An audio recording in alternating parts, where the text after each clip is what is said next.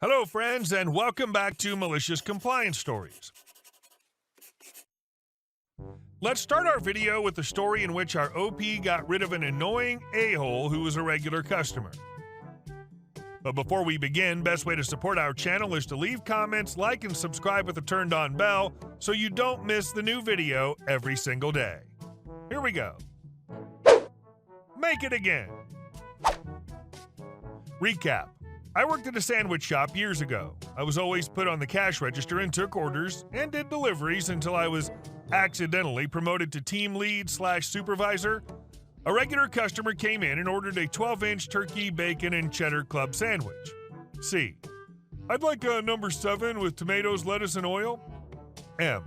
Would you like that on white, wheat, or for 39 cents extra, rosemary Parmesan bread? C. Wheat. I ring up the order and a coworker serves him his sandwich. A few minutes later, he's at the counter with his food. M. Hello, what can I do for you? C. This isn't what I ordered. What the F is this? Make it again. M. I'm terribly sorry. What would you like? C. I'd like a number 7 with tomatoes, lettuce, and oil on effing wheat bread. M. Okay, that'll be out shortly. I tell the coworker, who makes another identical sandwich and brings it out to the customer again. A few minutes later, customer's back at the counter. C. This isn't what I effing ordered. What is this crap? Are you an effing moron? I told you what I wanted and you put this crap on it? M. I'm sorry, sir. What is the problem exactly? What isn't supposed to be there? C. Are you effing deaf? I didn't order bacon and cheddar. You make it freaking right, you freaking idiot. M. Okay, so you want a number 7, the turkey, bacon, cheddar club with only tomatoes, lettuce, and oil on wheat? For F's sakes. M. I personally will make it and bring it out to you, sir. Here's your money back. This is free of charge. Handing him money back. I make his sandwich and bring it out to him. C. Wait, what is this? Me. Is there a problem? C. Where the F is the turkey? M. You only wanted tomatoes, lettuce, and oil on wheat. C. You freaking bleep, bleep, bleep. Storms out, slamming the door. And that's how I got rid of one of our regular a-holes. Some people should have their eating out privileges revoked. Being stupid's one thing, but being an a-hole's unforgivable. And our second story. Woman destroys a $10,000 bionic arm and tries to flee the scene. Today's cast: EM equals entitled mom, IK equals innocent child, me equals duh, F equals friend, yada yada yada. Buckle your seatbelts because I'm sparing no details. This is going to be a long one. Some background. So this post is not about me, but rather my good friend. We've been friends since I moved a few years ago. I have to admit that one of my main motivations for becoming his friend in the beginning is because of his sick robotic arm. He was born with both arms, but had to get his right arm amputated after he contracted frostbite when skiing in Colorado with his parents and got a life-threatening infection. So he had this arm for maybe 4 to 5 years. We're both 15, and has gotten it upgraded since he first got it.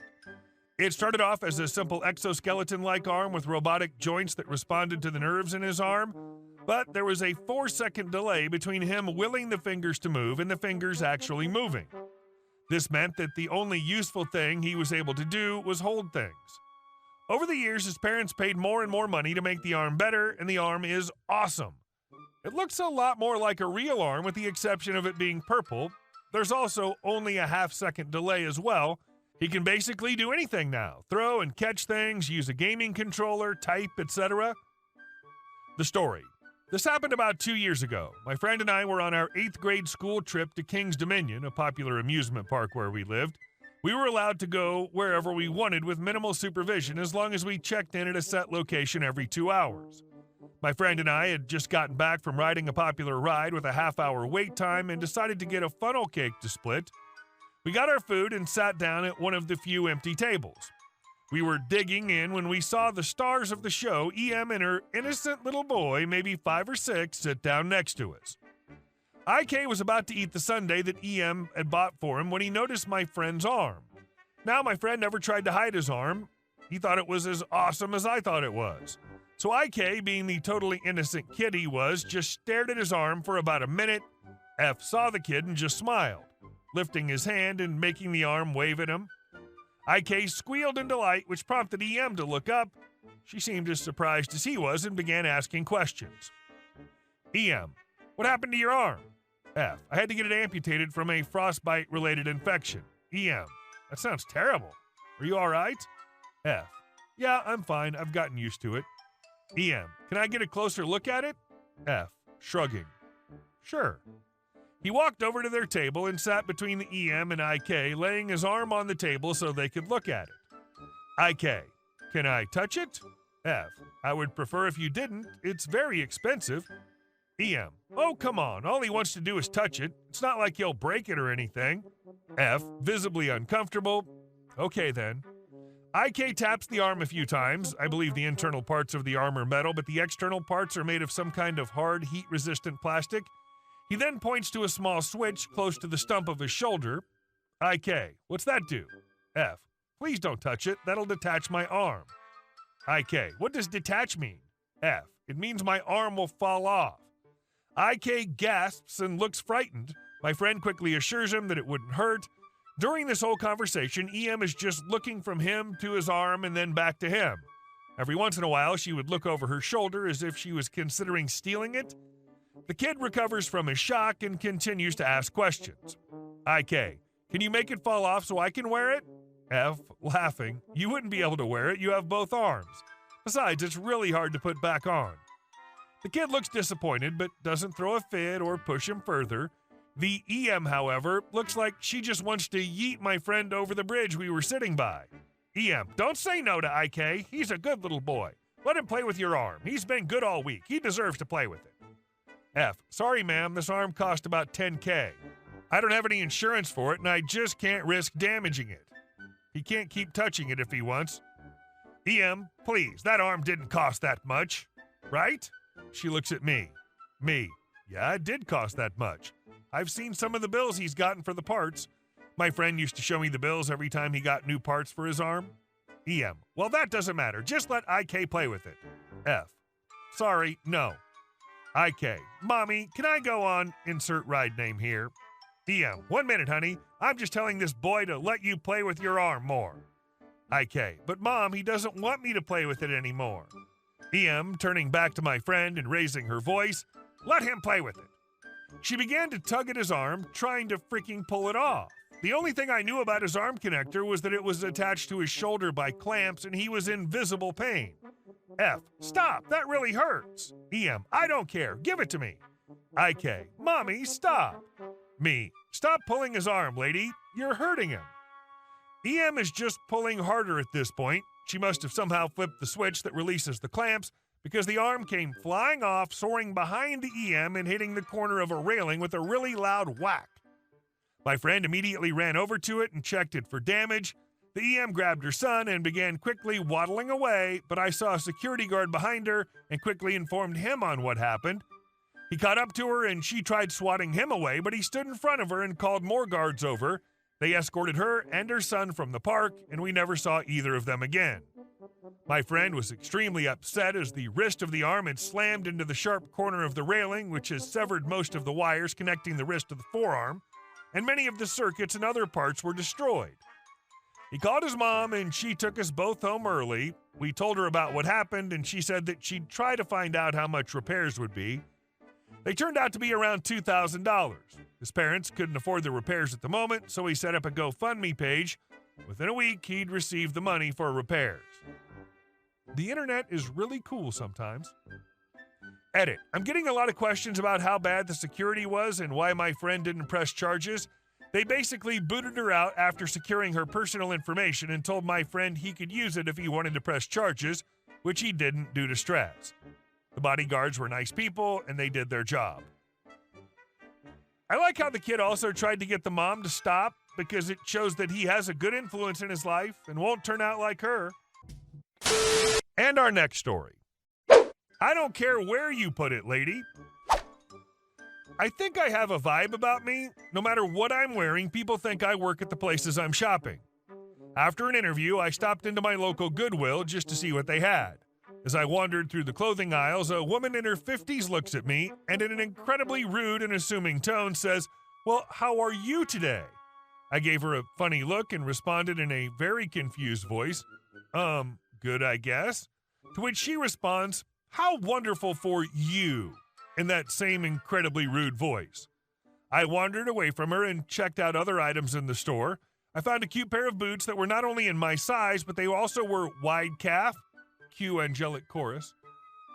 The gal that was stalking and I just have a friendly conversation about this when she nods at someone behind me, the same woman from the clothing area. It suddenly occurs to me that she's following me, which is very creepy, so I say thank you to the employee and head down to the register. The cashier had to leave to help someone, so I don't mind waiting. The same woman comes up to me and, you guessed it, in the same tone of voice says, "Can I put these clothes here on the counter?" At this point, I actually realized that she seemed to think I was an employee, or maybe even a manager. While I was holding my intended purchases and waiting in line, I mustered up an annoyed tone and told her, "I don't give a crap where you put them." She blinked, raised her eyebrows, mouth wide open, and then, oh, you don't, and then walked away. Is there a lesson here? Yeah, don't shop in the Goodwill wearing brown dress pants, a patterned top, and lime green cardigan, because apparently it looks like you're wearing black pants and a navy blue polo with a lanyard. And our last story. I gave them the facts. I have several cars, well, 7 at my home to be exact, and 8 more in storage at a friend's auto shop, etc.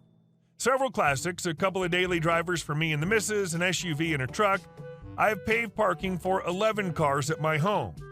I obviously can't drive them all at the same time, so I'm pretty lazy when it comes to attaching the registration stickers in any kind of reasonable manner.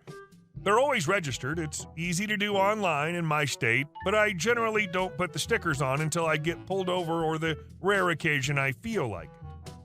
Some obnoxious twit likes to report HOA violations all the time, and I've had run-ins with them in the past, so I'm up on the actual requirements. They had reported my unregistered vehicles a couple of times, and I'd received nasty grams when the enforcement officer came to ask me why I hadn't corrected things after several written notices. I informed him there was nothing to correct. He affirmed that I had several unregistered vehicles on my property, and I asked him which ones, and he pointed out several of which I informed him they most certainly were registered. He tried to argue they don't have the state-issued sticker. I then informed him there's no requirement to have the sticker on the vehicle unless the vehicle is parked or operated on public streets, which none of these currently are. I also informed him that 2 of the cars the twit complained about were under car covers and behind a fence, and that I have video surveillance footage of said twit illegally trespassing, opening my gates and lifting up the car covers to look at my license plates to see the stickers.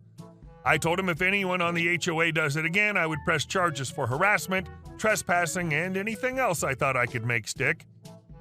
I forgot to mention I installed 12 video surveillance cameras around my house about 8 years ago after there were several cars vandalized, broken into, and a neighbor's house was robbed. I get motion detection alerts to my email with a series of time-lapse photos if anything larger than a dog passes in front of a camera. I effing hate HOAs. Can't wait to move out of this neighborhood and this spiraling toilet drain of a state. They haven't bothered me for over 2 years. Hey guys, thank you all for watching the video. I'll see you in the next one.